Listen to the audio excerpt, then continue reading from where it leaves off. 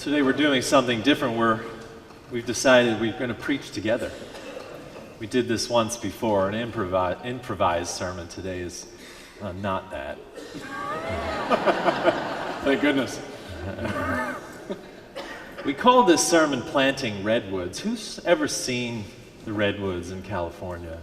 Oh my God. So many. The redwood tree is a tree that grows from a seed the size of your fingernail. It starts out of a cone the size of a small tomato, and it can grow up to about 400 feet. The oldest of them is over 2,000 years old. They are the oldest living beings on the planet. They are also ecosystems unto themselves. They have owls and eagles and chipmunks and salamanders and insects that live in the trees, sometimes only in one tree for their entire lives. And they have plants that grow on them, a biosphere of themselves. And they are also amazing. John Steinbeck, I found this quote he wrote in Travels with Charlie. He wrote, "The redwoods once seen leave a mark or create a vision that stays with you always. No one has ever successfully painted or photographed a redwood. The feeling they produce is not transferable. From them comes silence and awe. It's not only their unbelievable stature," he writes, "nor the color which seems to shift and vary under your eyes. No, they are not like any trees we know. They are ambassadors from another time." I've stood before those trees when I lived in California, and I know something of that silence and awe. Have you been there? Have you experienced that? I haven't seen a redwood, but I was thinking in the past couple of weeks about something that would produce that kind of experience, and I asked my wife, Kate, as an experiment, what came first to her mind when she thought about an awe-inspiring thing we had seen together, and by coincidence, we had the same answer. And it was these large stones that stood up on the ground, kind of like Stonehenge, but they were off of a small island off the west coast of Scotland called the Isle of Arran. I liked the name. And spelled differently. It's Arran, yeah. But we lived in Scotland in 2003, and we would take these ferry trips to these islands, and this is about an hour ferry ride from Glasgow. And when you get there, there are these stones that were placed on end that date back to the Neolithic period. So this might be 10,000 BCE, and they're just huge. They're like Stonehenge. I remember we've got pictures of us kneeling beside them, and they weren't awe-inspiring because they were that big. They were awe-inspiring because we wondered what would make a human being, or what must have been a huge collection of people, take these stones before machines, before electricity, before the ability to do this, and ferry them. What took us an hour on a motorized boat to get there. And we kind of just stood wondering this connection to other human beings, and it was awe-inspiring because of the mystery for us. And we talked about what is that in us? Many of the people here who stood in front of those trees or in places like that or just in beautiful settings have had that feeling or been in the presence of the birth of a child or some other. What is that? What is that evolutionarily in us that why is that there? Well, this week, Daniel and I were talking, and we had each found something that pointed to the fact that our evolution actually makes us crave beauty and awe-inspiring things. I had heard an interview on KERA last week about a neuroscientist, a guy who studies the evolution of beauty in our brains. And he had discovered in MRI machines, when they watched people's brains, that if you're presented with something truly beautiful and awe-inspiring, of course all of us have some different opinion about what that is, but they said that it was universal around some human characteristics or sunsets or things like that, when we're in the presence of those, three parts of our brains light up. The part of your brain that wants you to do something, the action motor center of your brain, the part of your brain that holds emotion, and the part of your brain that makes meaning out of what it experiences. So when you're standing before that redwood or that rock or that beautiful painting or the sunset, the part of your brain that says this means something, this must mean something, it can't just be a sunset. It's light in every human that they put under the machine. We almost can't be in the presence of something awe-inspiring and not think that it means something and compels us to act. And it's interesting because when you told me that, it sounded to me like the beginning of the religious impulse. Yeah. That movement to making meaning in our lives, which is certainly the impulse here. And I also found two things that around awe. One was a study that found that when they examined people who were innovators, Darwin and Einstein, and the people we could name who changed things in our world, that they each identified a moment in which they were awe-inspired, where they had to step back and experience this thing, not think through it, but that moment was the door to which they could then innovate. And the researcher said that awe then is the connector to curiosity, which is why we do anything in the world, or why we innovate anything in the world. And then they also told about another study I read, which happened at UC Berkeley, and they asked groups of people to fill in the blank after the words, I am. And in one group, they had people stand before a giant replica of a T-Rex in the Museum of Natural History. And in the other group, they had the people stand in the same spot, but facing down an empty hallway. And they asked them to fill out, I.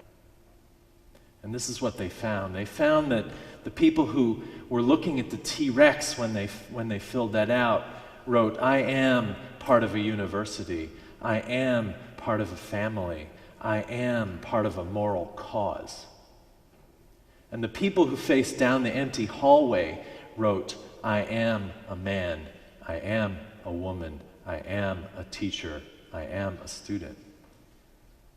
So the people who were presented with that awe-inspiring, ancient replica were doing something that I think awe does to us, which is to connect to the social collective, to understanding that we are not just individuals living our lives, but we are individuals living in and among something greater than ourselves. And that, to me, combined with what you've said about meaning and beauty and the notion of curiosity, seems like the religious impulse. And I don't want to cheapen it in terms of that's just the religious impulse. I actually want to say that is religion itself. Yeah, I don't think that cheapens it at all, because what it says is when we're gathered, I mean, look around us, when we're gathered in the presence of something big that we didn't create, that's older than us, that's awe-inspiring and filled with mystery, we can't be in its presence over and over without being different. We can't walk into that redwood forest or stand before the T-Rex skull or those stones or the church week after day and not walk away different. And this week, Daniel and I both spent some time thinking about the way that being in your presence has changed us. So just how that redwood tree gives off these little seeds its whole life and changes the landscape around it, both of us, in some way, by walking into this community and being in your presence, have been changed. And one of the primary ways that I think I am different and growing because of you is in my humility and compassion. Maybe that's not evident all the time, but I think that's growing. Because from this position in the forest, I get a really interesting perspective. I am with people when they're dying, or we get the opportunity to be with people just after a loved one has died, or we're there at the graveside, or we're there when your child is born, or when you're sick, or when you've experienced a tremendously profound moment like a wedding. And I stand, we deliver communion every year, and every person who's come up, we've delivered communion at Maundy Thursday or Christmas Eve, I'm starting to realize I know something about you that not everybody else knows. We know who's struggling with addiction, or grief, or loss. I know something private about everyone, and I'm just now, I think, this church, this Redwoods, been around for 116 years, and I've only been here for 6 of those. But even in that little amount of time, I'm beginning to realize the depth of what I don't know about the human being before me. People in this church have invented things that have changed the world that you've benefited from, and maybe you don't know. Or the person in front of you has lost a child. Everybody carries this dream and this sorrow, this talent or this suffering that the rest of us don't know. And by being in that presence over and over again, it's changing me to be more humble, I hope, in response to that. Yeah, and when we were talking about this, we realized that just like you drive past the park ranger into the forest to see the redwoods, you don't think how the park ranger is also receiving. And in some ways, we experience that too, that we receive so much from this place. And I've been here 14 of those 116 years, and I think what I've received are numerous things. One is just the genuine kindness that is here, rubs off on me, and also the notion of learning to be a leader. And I've learned that from so many people in this church, as well as the commitment to a cause or to causes, what you see us working on. And also that notion that that we are the sum of the parts, as was said in the video, that some of our parts are broken, and it's okay to bring them here and to see them pulled together. And that's happened for me personally, mostly because I see people in this church, you reflecting that about your learning to me, and that has given so much to me. And I think we heard that in the video too. We saw that in many of the videos, and we just showed you a little piece of it, but one gentleman in that video said how he sat here on All Souls Day, which is coming up in a couple weeks, where we as a community acknowledge death and acknowledge personally what that means to us, and we bring forward those photos and we light candles, and how in that reminder of the death of his child, at that time he couldn't come forward, but he took the step forward with the help of others in this church to weave those parts of himself together. And that seems to me the function of this place. It does so well with grace. And you're right, it's everybody that's being changed, and you don't even know it the first time you come in. Sarah talked about what it was like to have a child who presented needs they didn't expect, and that, you said it so beautifully. You said that when you learned to ask for help from the community, it allowed you to express gratitude and experience a kind of joy that you wouldn't get to express otherwise. And that was before you got to the church. That someone had said to you, this is the kind of thing you do with a bunch of people. And I think that's something that's really important to me, is that what we're building here is the kind of thing that none of us could do by ourselves. Yeah. This 116-year-old thing. Right, and as we thought about that, I always think about, what are we building here? We hope that we're building meaningful worship that feeds people. We're building a place where children learn to open their minds and hearts. We're building a place that cares for others in ways that no other place in the world will do. Right. We're building a place that has a mission to be progressive and to express progressive values in the world, and we're building a place that has a witness to what's happening in our community. I spent the weekend basically at the Richardson Mosque with our friends there. You know, the Richardson Mosque, I went there for prayers Friday, and I went there Saturday, and I sat in on the prayers. And after the prayer Saturday, they said, wait, it's as if we finished worship, and then we said, after the posud, I said, wait, don't move. There's a person here. That person, they said, is the reverend at First Unitarian Church, where we started. You see, we were the only church in this city that would allow the Muslims to pray in 1972.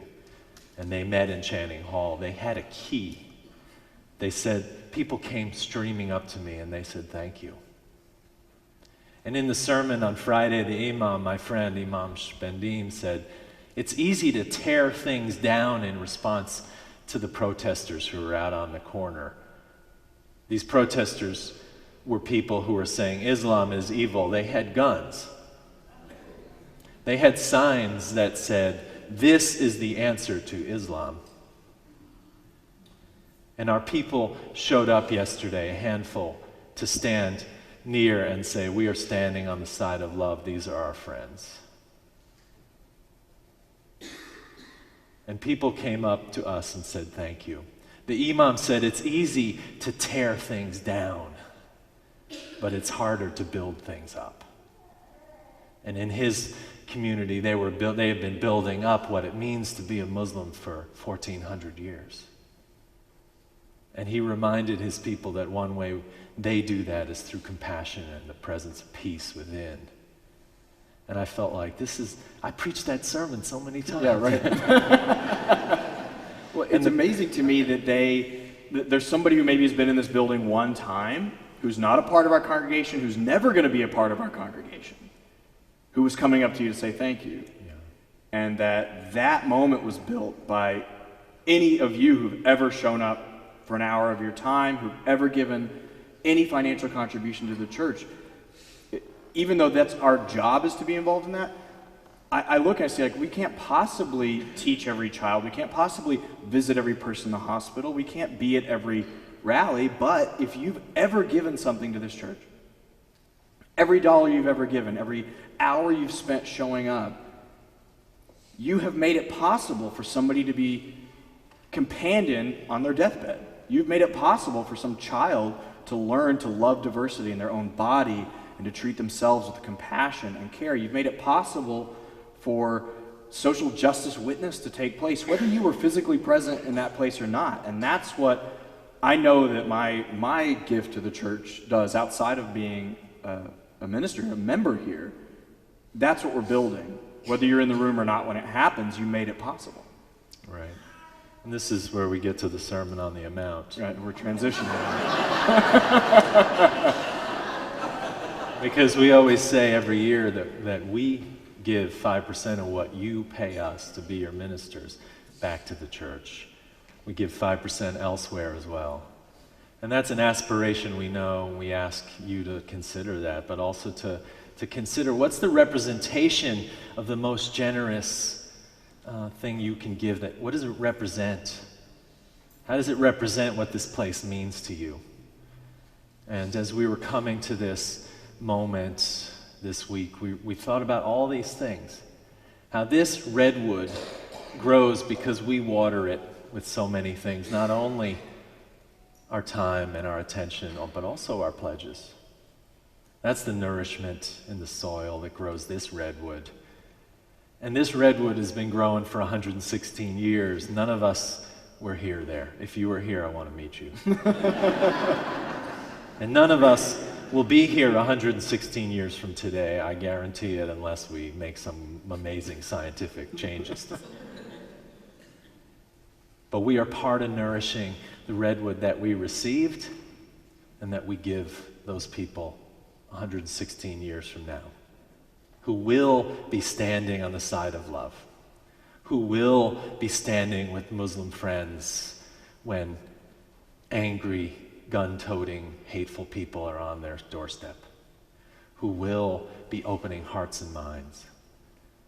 That's the redwood that we are planting here each day with all our efforts.